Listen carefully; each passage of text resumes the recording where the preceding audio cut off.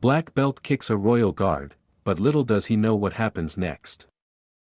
The early morning sun cast a soft glow on the stone walls of Buckingham Palace, where tourists from around the world gathered to witness the changing of the guard, a centuries-old symbol of British tradition. But today, that peaceful ceremony was about to be disturbed. Among the crowd stood a striking figure, Ryan Shun, a world-renowned black belt martial artist from America.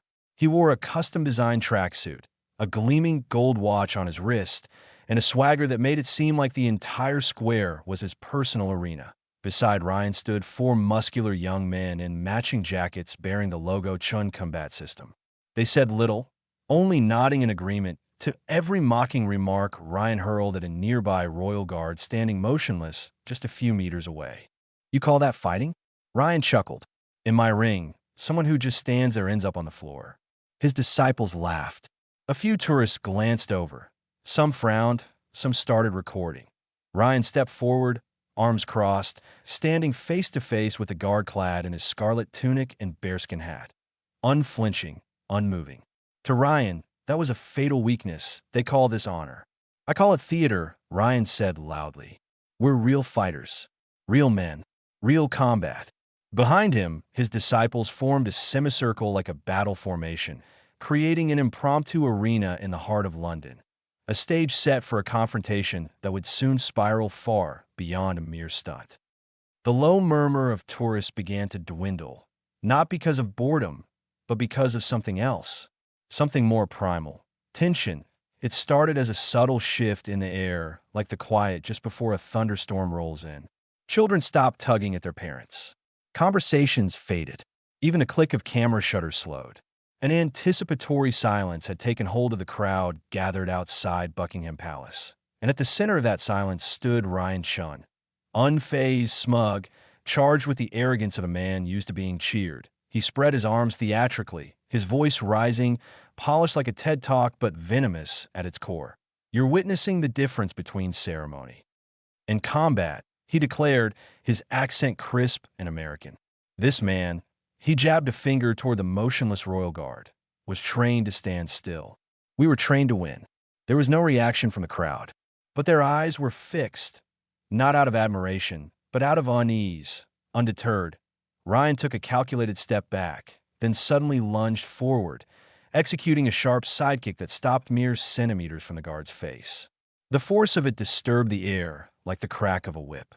The tall bearskin hat wobbled on the guard's head, but the man beneath remained unshaken, a pillar of red and black. No reaction? Ryan scoffed, his voice dripping with mockery. "You call that discipline? I call it fear." A ripple of discomfort moved through the crowd. A woman near the front tightened her grip on her young son's hand and quickly turned to leave. A group of teenagers lifted their phones higher, sensing something viral about to happen. One older gentleman muttered under his breath, "Disgraceful." Behind Ryan, his entourage began to fan out, forming a deliberate arc, the kind seen in martial arts exhibitions.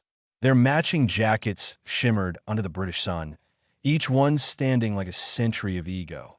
To them, this was another performance, another routine. But they were not in a dojo, nor a Tokyo sports hall. They were in London, and the man they were circling was not a prop. As Ryan began preparing for his next set of exaggerated, showy strikes, his feet repositioning, shoulders loosening, a new presence entered the periphery. Colonel James Thornton, retired Royal Marine and veteran of conflicts far beyond the bounds of ceremonial duty, watched from the edge of the crowd. His posture was military even in civilian clothing, upright, measured, coiled like a spring. He didn't interfere, not yet, he studied. As one who'd seen young men die from underestimating quiet opponents, he knew precisely what was about to unfold. He leaned slightly toward a nearby onlooker and spoke just above a whisper. "This isn't a ring," he said, his voice roughened by years of command. But he's about to find that out the hard way. Meanwhile, Ryan remained blind to the gathering storm. All he saw were phones pointed at him, strangers whispering, energy rising. He felt the thrill of dominance, the intoxicating rush of being center stage. "Let me show you," he said, shifting into a polished stance, his voice carrying across the courtyard like a challenge cast in stone. "Why standing still is the most fatal mistake you can make." He smiled one last time. And then, with the confidence of a man who had never truly been humbled, Ryan stepped into the danger zone. And with that, he stepped into dangerous territory. No one breathed. Ryan took 2 quick steps back, twisting his body with a practice turn. Then, a flawless spinning heel kick. The same technique he used to knock out a European champion in under 30 seconds. The air hissed. The kick landed with a sickening snap against the side of the guard's head. The bearskin hat flew off, slicing through the air like it had been ripped off by a storm. The crowd gasped in unison. But the real shock? The guard didn't fall. He didn't even sway. No flinch. No blink. Just a thin line of blood trailing down from his temple. And a look. A sharp, focused, calculating look that met Ryan's eyes for the first time. What the hell? One of Ryan's disciples whispered. Taking a step back, Ryan faltered. He knew. That kick should have floored anyone. But not this man. He wasn't a statue. And he wasn't a performer. He was a soldier. In that frozen moment, time stretched, and Ryan realized he had crossed a line he never should have. Too late. Time itself seemed to hesitate. Ryan took 2 quick practice steps backward, twisting his torso with the ease of a man who had rehearsed this movement thousands of times in front of mirrors, under lights, and cages. Then, he struck a flawless spinning heel kick, the same move that had earned him international glory, the same arc that once dropped a European champion like a felled tree in under 30 seconds. But this time, it was different. The air hissed with the speed of the motion. Then crack. The sound of contact echoed like a whip across the courtyard. The bearskin hat launched skyward, spinning awkwardly like a disoriented bird, catching a ray of sunlight before beginning its slow, inevitable descent. The entire crowd recoiled as one. A collective gasp, sharp and breathless, mouths opened. Hands flew to faces. Phones froze mid-record, but even more shocking than the sound was the silence that followed. The guard didn't move, not a stagger, not a stumble, not even a blink, just a slow trickle of blood painting a red path down his temple. And eyes. Eyes that now met Ryan's for the very first time. Not with pain, not with surprise, but with a look so precise, so cold and focused, that it felt like looking into the eyes of someone who had spent a lifetime not blinking under fire. A storm of thoughts crashed into Ryan's mind, but none louder than the one his instinct screamed. This man is not what I thought he was. One of his disciples took a step back and muttered, "What the hell?" Ryan's breath caught. His feet shifted. The rhythm was gone. Because in that moment, he understood what every fighter fears most. Not the pain, but the sudden, inescapable realization that you've misjudged your opponent. Completely. Fatally. He had thought he was putting on a show. But the man before him wasn't in a performance. He was standing in a place Ryan had never truly entered. Readiness. Duty. Resolve forged in fire. He wasn't a statue. He wasn't a relic of tradition. He was a soldier. And Ryan, for all his medals, his followers, his trophies, had mistaken silence for weakness. I went too far. He thought too late.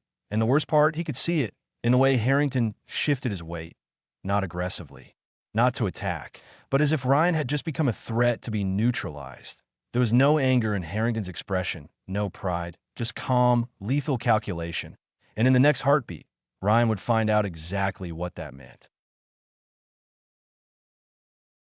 The moment the hat touched the ground, it was like the period at the end of Ryan Chen's arrogance. Before he could process what had happened, guard Harrington moved fast. No warning. No build-up.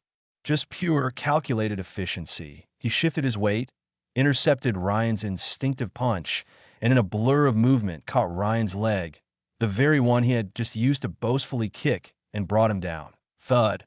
Ryan's body hit the stone courtyard with a smack that echoed through the silent crowd. His breath vanished. Eyes wide with a fear he hadn't felt in years. No rage. No shouting. Harrington simply knelt, one knee on Ryan's chest, holding him in place with a soldier's calm. No injury, just absolute control. Ryan struggled. Tried to slip. Counter. Nothing worked. Let go. He gasped, his pride burning more than his lungs. Harrington didn't move. Didn't speak. His gaze stayed steady, as if still on guard duty.